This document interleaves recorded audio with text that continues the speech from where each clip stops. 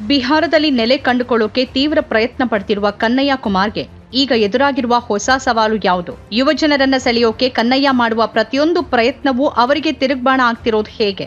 ಕಂಗೆಟ್ಟಿರುವ ಬಿಹಾರದ ಯುವಜನರಿಗೆ ಉದ್ಯೋಗ ಕೊಡಿ ಅಂತ ಹೇಳಿ ಯಾತ್ರೆ ಮಾಡ್ತಿರುವ ಕನ್ನಯ್ಯ ಸ್ವತಃ ಆಕ್ರೋಶಕ್ಕೆ ಗುರಿಯಾಗಿದ್ದು ಹೇಗೆ? ಒಂದ್ ಕಡೆ ಹೇಗಾದ್ರೂ ತನ್ನ ರಾಜ್ಯದ ಯುವಜನರನ್ನ ಬಿಜೆಪಿ ಬೆಂಬಲಿಗರನ್ನ ತನ್ನ ಕಡೆ ಸೆಳೆಯೋಕೆ ಪ್ರಯತ್ನಿಸುತ್ತಿರುವ ಕನ್ನಯ್ಯ, ಮತ್ತೊಂದ್ ಕಡೆ ಅವರ ಪ್ರತಿ ಪ್ರಯತ್ನಕ್ಕೂ ಕಲ್ಲು ಹಾಕುವ ಅವರದ್ದೇ ರಾಜ್ಯದ ನಿರುದ್ಯೋಗಿ ಯುವಕರು. ಇದೆಂತ ವಿಪರ್ಯಾಸ!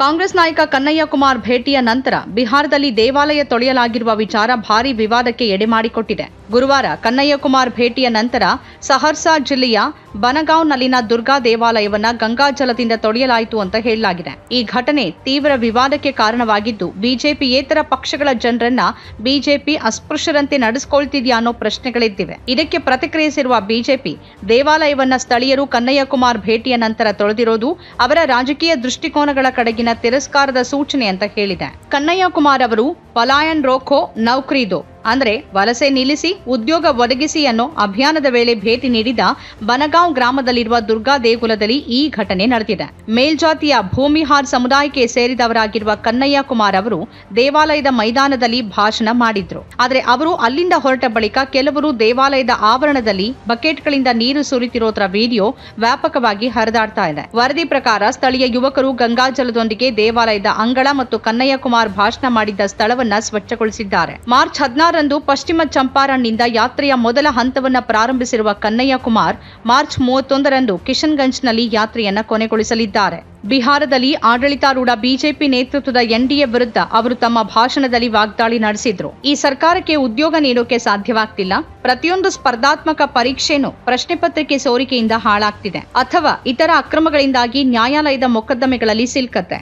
ಎಲ್ಲರೂ ಸೌಲಭ್ಯ ವಂಚಿತರಾಗುವಂತಾಗಿದೆ ಅಂತ ಕನ್ನಯ್ಯ ಕುಮಾರ್ ಟೀಕಿಸಿದ್ರು. ಅವರ ಭೇಟಿಯ ನಂತರ ದೇವಾಲಯವನ್ನ ತೊಳೆದಿರೋದು ಬಿಜೆಪಿ ಮತ್ತು ಕಾಂಗ್ರೆಸ್ ನಡುವೆ ವಾಗ್ದಾಳಿಗೆ ಕಾರಣವಾಗಿದೆ.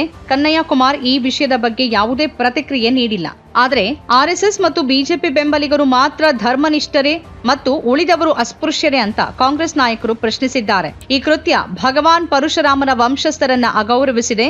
ಬಿಜೆಪಿಯೇತರ ಪಕ್ಷಗಳು ಮತ್ತು ಬೆಂಬಲಿಗರನ್ನ ಅಸ್ಪೃಶ್ಯರಂತೆ ಪರಿಗಣಿಸುವ ಅತಿ ಸಂಸ್ಕೃತೀಕರಣದ ಹೊಸ ಹಂತವನ್ನ ನಾವು ಮುಟ್ಟಿದ್ದೇವಾ ಅಂತ ಜ್ಞಾನರಂಜನ್ ಗುಪ್ತಾ ಪ್ರಶ್ನಿಸಿದ್ದಾರೆ. ಕನ್ನಯ್ಯ ಕುಮಾರ್ ಭೇಟಿಯ ನಂತರ ದೇವಾಲಯವನ್ನ ತೊಳೆದವರ ಗುರುತನ್ನ ಮೊದಲು ಪರಿಶೀಲಿಸಬೇಕು ಮತ್ತು ಕಾಂಗ್ರೆಸ್ ನಾಯಕನ ಭೇಟಿಯ ನಂತರ ದೇವಸ್ಥಾನವನ್ನ ತೊಳೆದ್ರೆ ಅದು ಕನ್ನಯ್ಯ ಕುಮಾರ್ ಅವರ ರಾಜಕೀಯದ ಬಗೆಗಿನ ತಿರಸ್ಕಾರವನ್ನ ತೋರಿಸುತ್ತೆ ಅಂತ ಬಿಜೆಪಿ ವಕ್ತಾರ ಅಸಿತ್ನಾಥ್ ತಿವಾರಿ ಹೇಳಿದ್ದಾರೆ. ಬನಗಾಂವ್ ಗ್ರಾಮದಲ್ಲಿ ಎಲ್ಲ ಜಾತಿ ಮತ್ತು ಹಿನ್ನೆಲೆಯ ಜನರಿಗೂ ಸಾಮಾನ್ಯವಾಗಿ ದೇವಾಲಯದೊಳಗೆ ಪ್ರವೇಶವಿರುತ್ತೆ ಅಂತ ಹೇಳಲಾಗಿದೆ.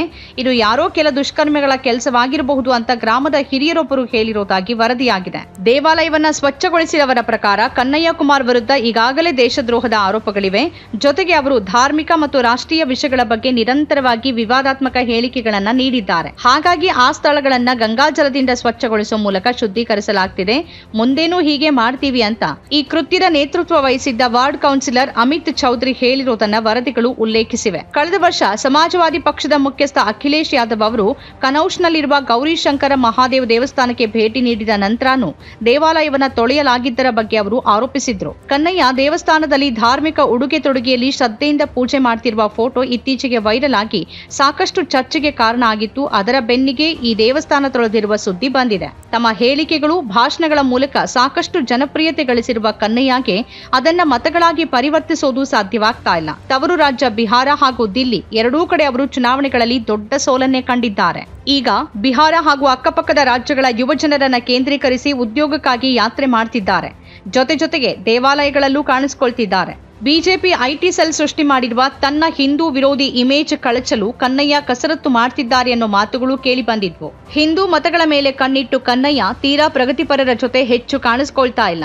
ಬಂಧಿತ ಸಾಮಾಜಿಕ ಕಾರ್ಯಕರ್ತರು ಹಾಗೂ ವಿದ್ಯಾರ್ಥಿ ಮುಖಂಡರ ಬಗ್ಗೆ ಮಾತಾಡೋದೇ ಇಲ್ಲ ಅನ್ನೋ ಟೀಕೆಗಳೂ ಇವೆ. ಇಲ್ಲಿ ಇನ್ನೊಂದು ವಿಪರ್ಯಾಸ ಅಂದ್ರೆ ತೀವ್ರ ನಿರುದ್ಯೋಗದಿಂದ ಕಂಗೆಟ್ಟಿರುವ ಬಿಹಾರದ ಯುವಜನರಿಗೆ ಕನ್ನಯ್ಯರಂತಹ ಪ್ರಗತಿಪರ ನಿಲುವಿನ ಉನ್ನತ ಶಿಕ್ಷಣ ಪಡೆದು ತಮ್ಮ ನಡುವಿನ ಯುವ ನಾಯಕನೇ ಹೊರಗಿನವನಾಗಿ ಕಾಣ್ತಾ ಇರೋದು. ದ್ವೇಷ ಹಾಗೂ ಸುಳ್ಳುಗಳು ಅವರನ್ನ ಈ ಪರಿ ಕುರುಡಾಗಿಸಿವೆ. ತಮ್ಮದೇ ಹಿತಕ್ಕಾಗಿ ಯಾತ್ರೆ ಮಾಡ್ತಿರೋನು ಅವರಿಗೆ ಪರಕೀಯನಾಗಿ ಕಾಣಿಸೋದು ಎಂತ ವಿಚಿತ್ರ ಅಲ್ವಾ? ಉನ್ನತ ಶಿಕ್ಷಣ, ಉದ್ಯೋಗ ಮಾರುಕಟ್ಟೆ ಎರಡೂ ಪಾತಾಳಕ್ಕಿಳಿದಿರುವ ಬಿಹಾರದಂತಹ ರಾಜ್ಯದ ಯುವಜನರಿಗೆ ಉನ್ನತ ಶಿಕ್ಷಣ ಪಡೆದ ಉದಾರ ನಿಲುವುಗಳ ಡಾಕ್ಟರ್ ಕನ್ನಯ್ಯ ಕುಮಾರ್ ಮಾದರಿ ನಾಯಕನಾಗಬೇಕಿತ್ತು. ಆದರೆ ದ್ವೇಷ ಕಾರುವ ಗಿರಿರಾಜ್ ಸಿಂಗ್ ಆಪ್ತರಾಗಿ ಕಾಣುವ ಈ ಯುವಜನರಿಗೆ ಕನ್ನಯ್ಯ ಕುಮಾರ್ ಪರಕೀಯನಾಗಿರೋದು ಈ ಕಾಲದ ಕ್ರೂರ ವ್ಯಂಗ್ಯ. ನಮ್ಮ ಕಾರ್ಯಕ್ರಮಗಳನ್ನ ನೀವು ನೋಡ್ತಾ ಇದ್ರೆ ನಮ್ಮ ಚಾನೆಲ್ ಅನ್ನ ಸಬ್ಸ್ಕ್ರೈಬ್ ಮಾಡಿ, ಪಕ್ಕದ ಬೆಲ್ ಐಕಾನ್ ಒತ್ತಿ ನಮ್ಮನ್ನ ಬೆಂಬಲಿಸಿ. ಹಾಗೆ ನಮ್ಮ ಕಾರ್ಯಕ್ರಮಗಳನ್ನ ಲೈಕ್ ಮಾಡಿ, ಕಮೆಂಟ್ ಮಾಡಿ, ಅದನ್ನ ಬೇರೆಯವರಿಗೂ ವಾಟ್ಸ್ಆಪ್ ಮೂಲಕ ಶೇರ್ ಮಾಡಿ. ನೀವು ಹೀಗೆ ಮಾಡಿದಾಗ ನಮ್ಮ ಚಾನೆಲ್ ಇನ್ನಷ್ಟು ಮತ್ತಷ್ಟು ಜನರಿಗೆ ತಲುಪಲು ನೀವು ನಮ್ಮೊಂದಿಗೆ ಸಹಕರಿಸಿದ ಹಾಗಾಗುತ್ತೆ. ಇದು ನೀವು ಯಾವುದೇ ಖರ್ಚಿಲ್ಲದೆ ಕೆಲವೇ ಸೆಕೆಂಡುಗಳಲ್ಲಿ ನೀಡಬಹುದಾದ ಸಹಕಾರ. ಧನ್ಯವಾದಗಳು.